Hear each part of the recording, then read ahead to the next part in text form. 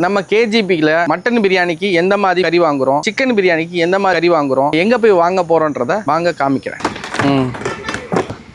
நம்ம மேனேஜர் தான் ரெகுலராக போவார். காலையில் இதே மாதிரி 6:30 அந்த டைமில் கிளம்பி போனால் தான் நம்ம ஃப்ரெஷ் மட்டன் கிடைக்கும். பாய்கிட்ட தான் நம்ம ரெகுலராக வாங்குகிறோம். நம்மளுக்குன்னு ஒரு குட்டி தனியாக நிப்பாட்டிடுவார். நம்ம மட்டன் கடைக்கு பக்கத்தில் வந்துட்டோம், போய் பார்ப்போம். இதுதான் ஒரு கடை.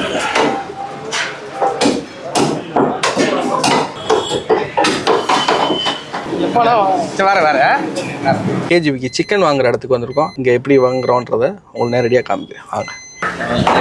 நல்லா இருக்கேன். இங்கே சென்னையில் இருக்கு. கொழுப்பெல்லாம் ரிமூவ் பண்ணியிருப்பா. பிரியாணி பீஸ் போகிற மாதிரி 8 பீஸா ஒரு கையில் தான் டெய்லி நம்மளுக்கு கேஜிபி பிரியாணிக்கு கறி வருது. இன்ன வரைக்கும் ஒரு நாள் கூட பிசர் அடிக்காமல் டைத்து கிடைக்கிறது காரணம் அது அண்ணன் அதோட உழைப்பு தான். அது தரேன். வேணும் மட்டனையும் வாங்கிட்டோம், சிக்கனையும் வாங்கிட்டோம். ஃபைனலாக நம்ம கேஜிபியை ரீச் பண்ணிட்டோம். இப்போ பிரியாணி மேக்கிங்கை பற்றி பார்க்க போகிறோம். வாங்க பார்ப்போம்.